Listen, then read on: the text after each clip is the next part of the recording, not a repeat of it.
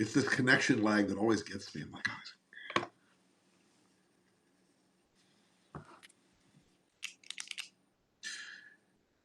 all right, people are joining. People are loving. Okay, everybody. Hey, good afternoon. Stuart and I were having a conversation about, we've all seemed to have written for the Atlantic around here, including Pete Hegseth. If you haven't seen the unbelievable story from Jeffrey Goldberg today, when we finish this up, I want you to go and read it word for word, because during the planning for the strike on the Houthis in Yemen, the senior most national security officials in our country were using their personal cell phones and Signal to plan and execute a military operation at enormous risk to the lives of our men and women in uniform who conducted those raids and those attacks.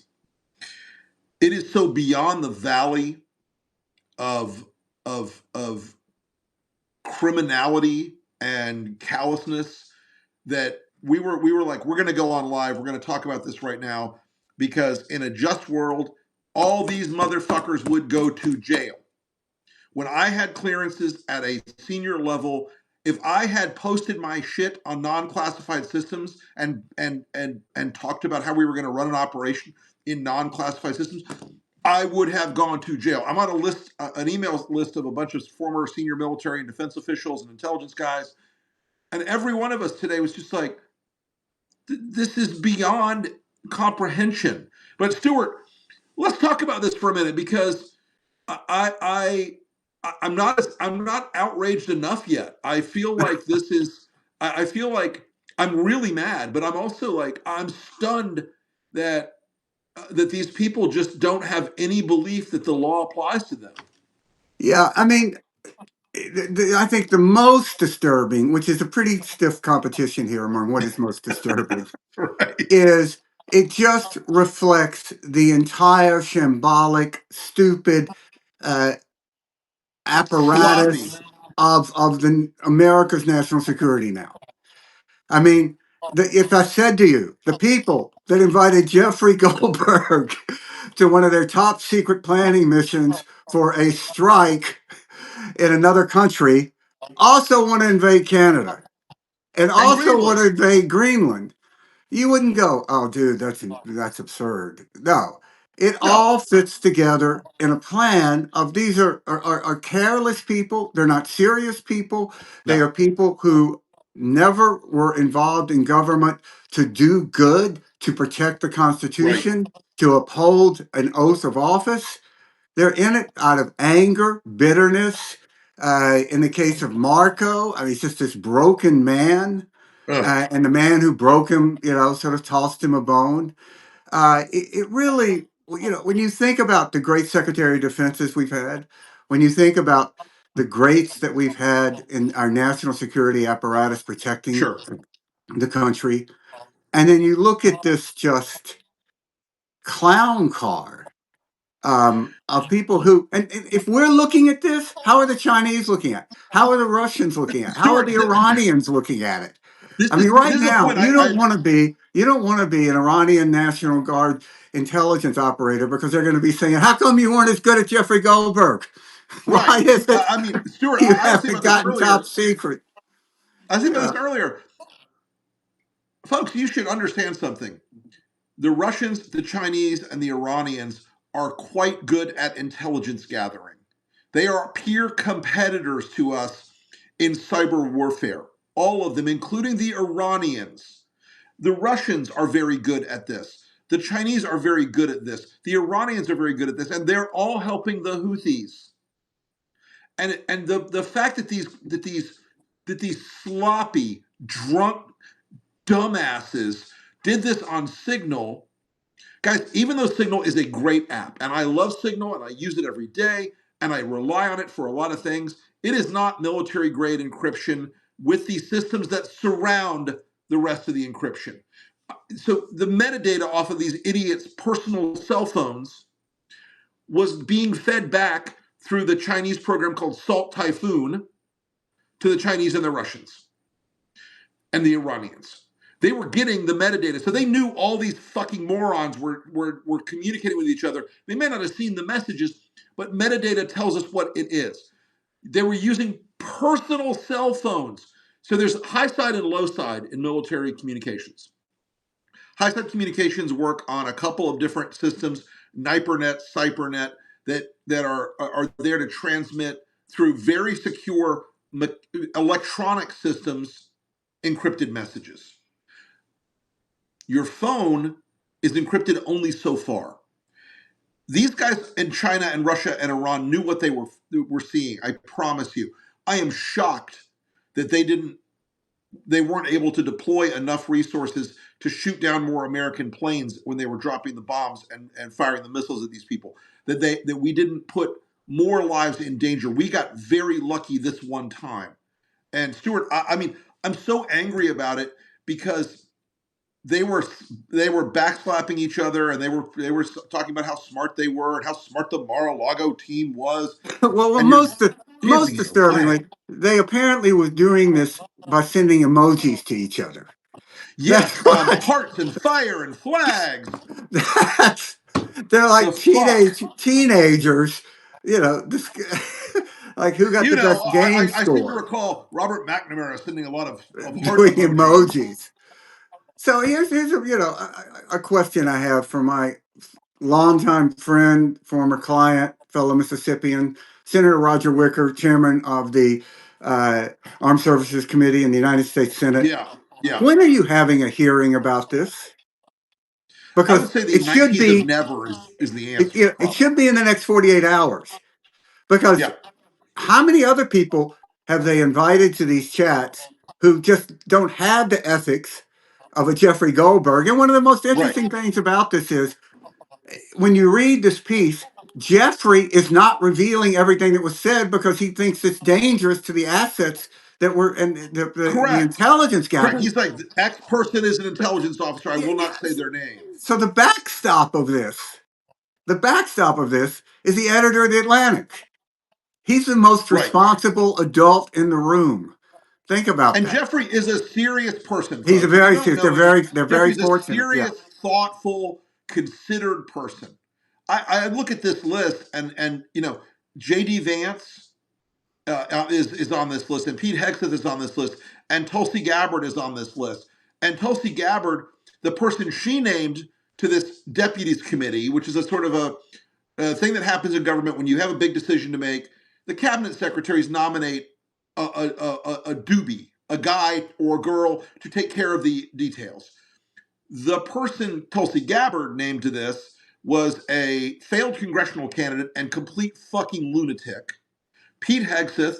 If this is Pete Hegseth sober, as he claimed he was going to be sober, you Start don't want to see drinking. Pete Hegseth drunk. We're going to have a nuclear Armageddon if that's the case.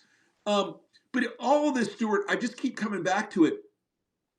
This didn't get out in public only because Jeffrey Goldberg said, I'm not going to either, if this is disinformation, I'm not going to publish it. If it's real, I'm really not going to publish it because it puts the country in so much danger. But, Stuart, I was also thinking about this. There were over 800 hours of congressional hearings related to Hillary Clinton using a personal email server that ended up having some classified material on it.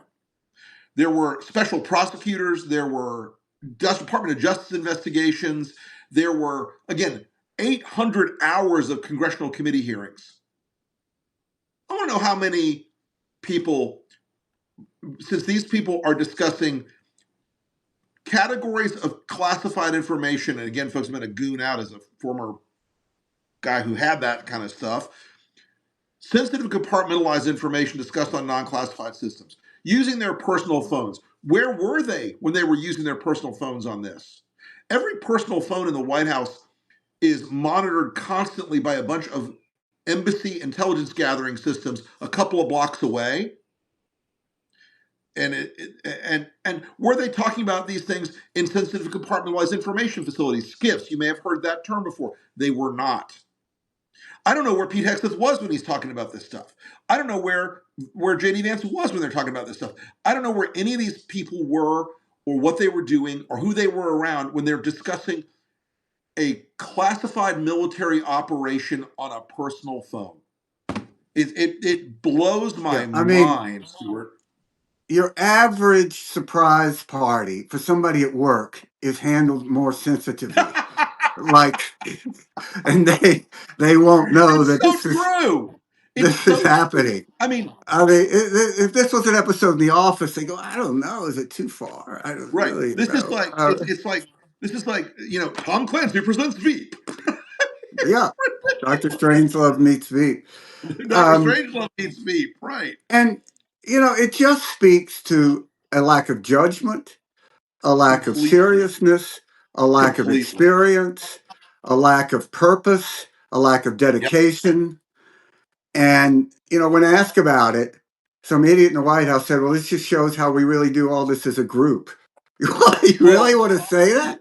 the other That's thing really, that the other that's thing that's really going your on here, response? Stuart, that speaks to a bigger iceberg of corruption in this White House. Yeah.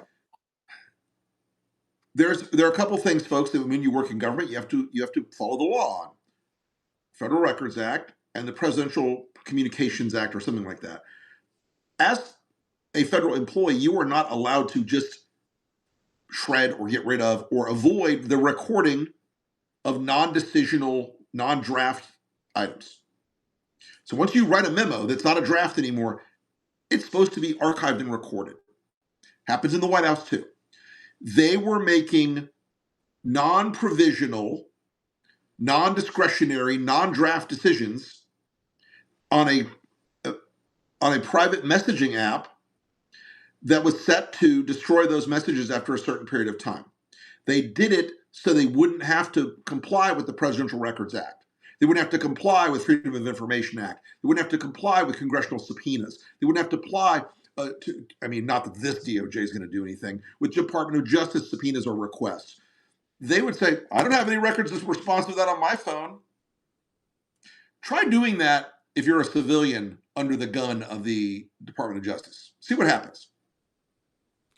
Yeah. Well, look, I just think that for those of us who are drawn to the Republican Party because of national security to a large degree, Yep. because there was Ronald Reagan standing in front of the Berlin Wall, because there was a sense that these were adults in the room.